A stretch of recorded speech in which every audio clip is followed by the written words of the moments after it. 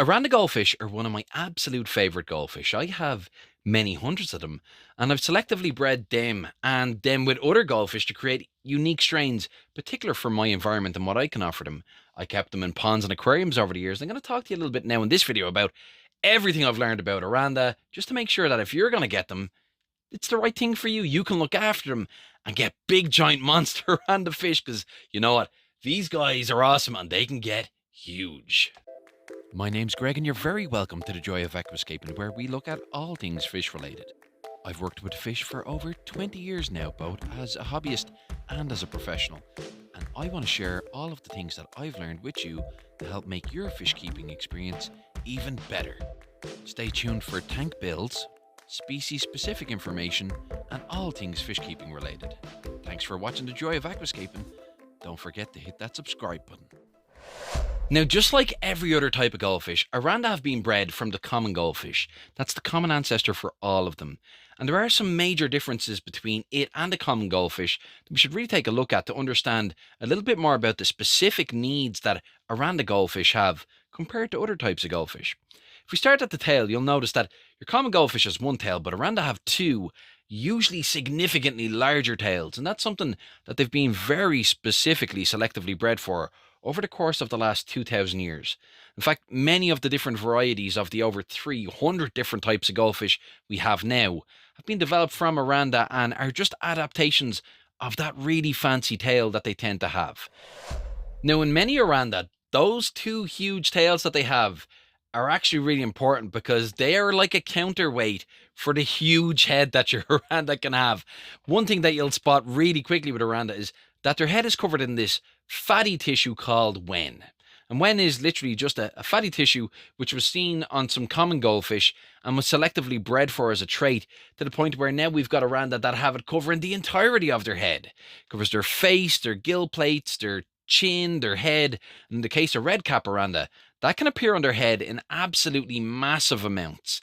And it's a really unique trait that has been then since bred into other fish. You get other cute fish that are variations of them, like line chew and ranchu, a couple of other goldfish, which the wen was selectively bred from Oranda to create these other variations. And between that giant head and that giant tail, you'll usually find a pretty short and stocky body. Sometimes it's egg-shaped, quite often it's kind of like a rectangle, boxy shape nearly, but it's nowhere near as slender and sleek as the common goldfish or the shibunkins that they've been bred from. And that all adds up, because what we've now created is a much less agile fish, and one which has its organs compacted into a shorter body, which unfortunately has had some negative consequences for them, or at least it can do, if we don't look after things like feeding and the temperature that we keep them at in our home aquarium. Now, it's important to note that every goldfish, their metabolism is based on the temperature of the water around them, and that just means that the colder it is, the slower their body moves and the slower that the food passes through them and is broken down. Problem is, at lower temperatures, if there's too much protein inside their food and that food doesn't move through their body quick enough, it actually has an opportunity in time to rot inside their bodies. And this is really important with Oranda, where their organs have been compacted down into this much shorter, stockier body than in a common goldfish.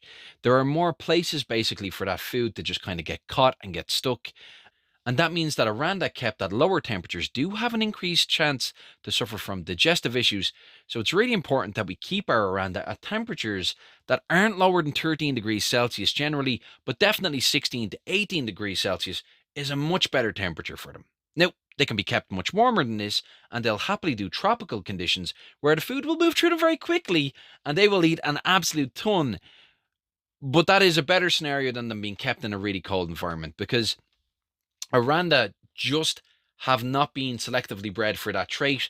Fortunately, while people were breeding for those particularly fancy traits like their fins and their shape and their wen, they didn't breed for the hardiness factor, and unfortunately Oranda have lost that. It's just inherent in their body shape, and it's something that we need to be mindful of as their guardians, because if you want to keep them outdoors in a pond, you'll need to know you're going to have to bring them in or provide them with heat. Like what I do, I keep heated ponds, and you can watch videos on that here, because I've got ponds that have tons of insulation and heating, and they do absolutely fantastic in there, and it's a great environment for them, but that's not for everybody. So you need to be just mindful of that. The temperature is really important, and 16 to 18 degrees or above that is going to be absolutely perfect for your oranda. On the subject of food, they're an opportunistic omnivore. Just like every other goldfish, they'll eat just about anything. They will eat flaked food, pellet food, slow sinking food. They will eat frozen food.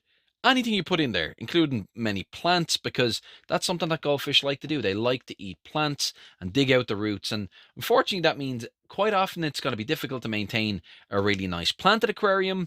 But the great thing about that on the other side is that if you're going on holidays, you don't need to leave them like food blocks. You can just leave them tons of plants like Eladia densa and water sprite and duckweed, and they'll clean those out over the course of your holiday, and they won't go hungry, and they'll be pooping green poop and living their best life, and you don't need to worry about anything kind of breaking down in the aquarium while you're away, and they'll just pretty much be able to look after themselves. And you can do that for a short period of time, and they'll be absolutely fine. But goldfish do like to eat plants, so it's something to bear in mind. There are some types that are kind of a bit goldfish proof, like Java fern, like Anubias, those slower grown, really kind of fibrous, just hardy plants. They tend to do a little bit better when kept with goldfish. Mossballs, if they're something that's legal and available in your area, tend to also do pretty well as well. They can be a great place for little baby goldfish and little baby oranda just to chill out, kind of nibble on just little tiny pieces of food as well. So that's something that can be super cute to watch inside an aquarium if you're keeping goldfish. One thing I would say is really important about feeding oranda is the life stage that they're in. So are they a juvenile? Are they quite young? If you get them in the pet store and they're only little small guys, chances are they may only be a couple of months or even only a couple of weeks old, because they do grow very, very quickly. And while they're in that growth phase, it's really important to make sure that they get as much high protein food as possible. That's going to fuel the growth, and that's going to make sure that they've just got everything that they need for their development, because this is the stage where they'll grow quickest, and that's something that you need to be really mindful of. Get them as much kind of high protein food as you can. Now, when they're a breeding female, again, they're producing tons of eggs, thousands of eggs in the case of large females, and that's also something that her body needs to be able to produce and then also recover from. So you're going to want to up the protein feed again. But as they get older, you can start to feed them more plant-based diet, make sure that they've got plenty of fiber in their diet as well, and you can reduce that protein level down to maybe about 30% or sometimes even lower, just for maintenance as they get much bigger. But again, it's always really important, if you're going to be feeding any type of high protein food, temperatures do need to be kept up above 13 degrees so that it has a chance to move through their body before it starts to rot inside them. Now, a lot of people who get goldfish end up wanting to keep other fish, so what can you keep Oranda goldfish with? Well, in terms of other goldfish, you can keep male Oranda goldfish with pretty much any other type of goldfish, no problem, at any age, and they'll be absolutely fine. I would rule out some of the specifically like specialist goldfish like bubble eyes and celestials. They should always really be kept by themselves, very specialist aquariums. But pretty much any other type of fancy goldfish or common goldfish variety, yeah, I think your male Oranda goldfish is going to do absolutely fine, because they are quite hardy. As long as all of the other requirements are met, they'll be able to get in and get food. Young, smaller females, however, I would say I would very reluctantly keep them with male common goldfish that are bigger than them, because male common goldfish can just get too powerful for them during breeding season and give them a really hard time, beat them up and even unalive them, which can be super devastating. Obviously, you want to avoid that. But larger female Oranda, if given ample places to hide, like plants and stuff, can also then be kept with pretty much any other type of goldfish, as long as there aren't too many males in there to give them any hassle. Well, they should be absolutely fine. So they'll go pretty much with any other type of goldfish. When it comes to keeping goldfish with other fish then that aren't goldfish, I think it's really worth bearing in mind goldfish have no respect for boundaries whatsoever. Like, absolutely none. They will explore every last square inch of the aquarium, top to bottom, front to back, side to side. And if you've got community fish that do like to have their own space, many fish do, your goldfish is going to annoy them something serious, because your goldfish is going to get in to look where they want to be for food. If it sees other fish in an area, it will swim there, go to there, and check it out. And that can be pretty annoying. So if you're keeping something like rams and trying to breed them in a huge community setting, well, they'll be cleaning away in their rock, and your goldfish are going to come over and start annoying them. So it's worth bearing in mind. Yeah, you can keep them with other tropical fish, but they may interfere with them and just annoy them quite a bit. A lot of tropical fish tend to favor a particular area, like the higher levels, like the substrate, lower mid levels, and you can actually build an entire aquarium where you've got lots of fish at different levels in it that don't really interfere with each other. Goldfish will interfere with everything. The main thing I'd say is make sure that the goldfish aren't being kept with something that will nip at their fins, because that will get them super stressed and they'll get sick and they'll pass on the illness to everything else in your aquarium. So don't keep them with anything nippy, because those fins can be very easily predated on by little small kind of more aggressive fish. And then on the other side, don't put anything in with them that can fit in their mouth, because when goldfish are sucking in that food, again, a lot of goldfish, they do have an extra color receptor in their eyes, so they can see millions of colors. We can't.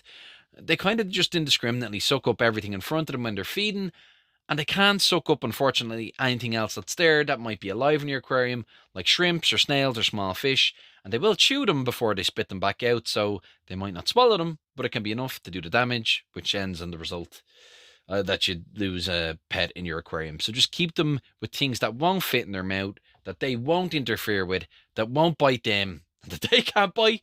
Generally, as long as the temperatures and stuff match, they're probably going to be okay. They're pretty easygoing community fish, generally speaking. Now, when it comes to actually buying Oranda, there are a couple of things that I would recommend looking out for. Their giant tail acts as a counterbalance to their head, and if they have a really small egg-shaped body, that really big tail is going to be really important to make sure that they don't flip over and that they don't end up upside down on the bottom of the aquarium. I've seen it happen before. Occasionally you'll get one that grows massive amounts of wen. It doesn't happen very often, but it can do. That can result in them going blind and not being able to see. And that's usually fine as long as they're not competing for resources with other fish and swimming around and banging into things. But when it can get really troublesome is when they end up upside down on the bottom of the aquarium and they're sitting on their wen because they're completely imbalanced. That can happen if they've got a little egg-shaped body and a tail that's not big enough, or their caudal peduncle, which is the part of their body where their body and tail is joined, is quite short, and they just end up flipping upside down, and that can cause them trouble no end. So I always recommend to go for a slightly longer Oranda, one with a nice big tail and one which has a good covering of wen, but maybe not absolute masses of it. In fact, I stopped breeding red cap Oranda and cap Oranda, just generally speaking, just because they can have more issues. They're the Oranda that I find is generally tend to going to have slightly more issues than any other. And again, selectively breeding for that trait has probably induced some of the other issues that they can have, like digestive issues where they end up getting issues where they float upside down, and that can be really uncomfortable and dangerous for them, because when they're floating upside down at the top of the aquarium, that just leaves them more exposed, and if the temperature fluctuates, they can end up with it's not a scenario that you want. So always avoid Oranda that are really short, really stocky. They might have a huge round body and that might look awesome, and that has been bred really well into some types of fish like pearl scales. You can get crown pearl scales. That's a really good mix where you've got the roundy body of the pearl scale but the cap of the Oranda. A great fish. But I find Oranda that are super, super, super short bodied and really egg shaped tend not to do quite as well as the ones that have slightly longer bodies. They tend to be much more balanced on the whole and tend to last much longer and suffer from less issues with digestion and all of those associated things. And look, I think it's worth bearing in mind that goldfish live a long time. The oldest ones can live over 40 years, but quite often they'll get 15, 20 years. They don't always just last a couple of weeks like, pet store goldfish quite often do for people. You give them the right environment, you feed them the right food, and you keep them at the right temperature, and they'll do absolutely brilliantly. If they're not doing brilliantly and you do need to medicate, always read the medication properly. Oranda can handle pretty much all the medications that a standard goldfish can, but just because they can handle it doesn't mean the rest of the aquarium inhabitants can. So always consult your local trained veterinarian. They'll give you some advice and assistance on what medications you can use.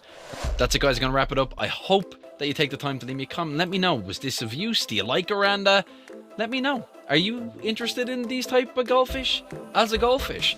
I really hope this video helped, and if you'd like to learn more about Oranda and all other types of goldfish, I've got tons of stuff on my website, thejoyofaquascaping.com, and it'd be awesome if you hit the subscribe button. It really helps the channel, and hopefully I'll see you in the next video. Take care.